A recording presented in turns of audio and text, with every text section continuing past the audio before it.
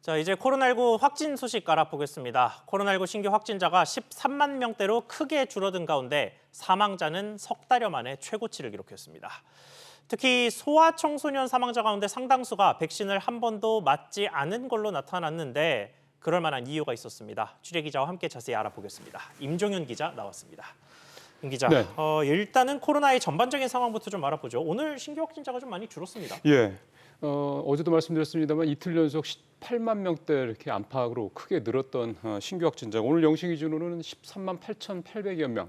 어제보다 4만 명 가까이 크게 줄었습니다.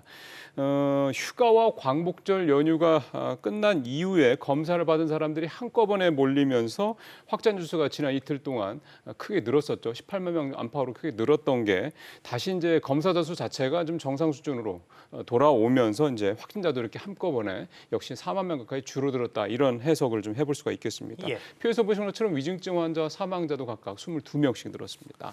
네, 그런데 지금 표에서도 봤습니다만 위중증 환자는 증가세가 좀 주춤해졌는데 사망자가 많이 늘었습니다. 오늘 사망자가 어제 19명이 늘었다가 오늘은 22명이 늘었거든요. 그러니까 이틀째 두 자릿수의 증가 폭을 기록했는데 이건 사실 최근 몇 달 사이에서 보기 힘든 그런 모습입니다. 예. 이달 초에 표에서 보신 것처럼 16명으로 사망자가 시작을 해서 그 뒤에 이제 오르내림을 좀 반복을 했는데 그래도 8월 중순 이후 그러니까 광복절 연휴가 끝난 이후부터 보시는 것처럼 증가폭이 다시 좀 커지고 있는 그런 모습이 나타나고 있는데요.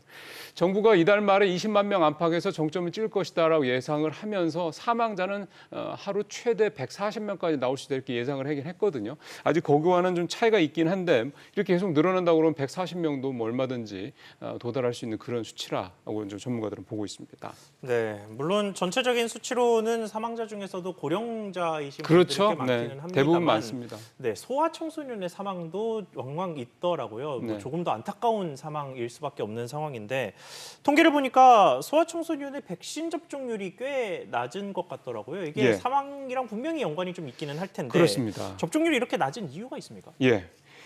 질병관리청이 이제 소아청소년의 접종 관련 인식 조사를 이제 용역을 준 그 결과가 나왔는데요.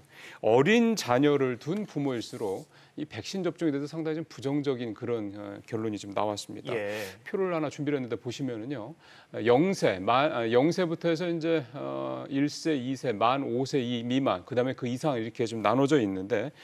표에서 첫 번째, 두 번째, 세 번째 칸 그러니까 0세부터 만 5세까지 보면은 퍼센테이지가 그러니까 백신을 맞지 않겠다라고 부정적으로 표현을 한 그 퍼센테이지가 50% 훨씬 넘습니다. 특히 만 1세 같은 경우는 10명 중에 6명의 부모가 우리 아이는 백신을 맞추고 싶지 않다 이런 부정적인 그런 입장을 좀 내놨는데요. 예.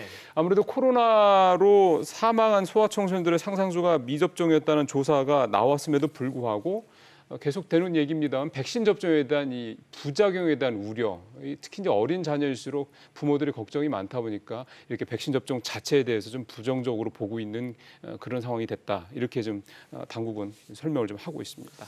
네, 알겠습니다. 당국에서 조금 더 세밀한 가이드라인을 좀 내놨으면 좋겠네요. 그렇습니다. 네, 잘 들었습니다.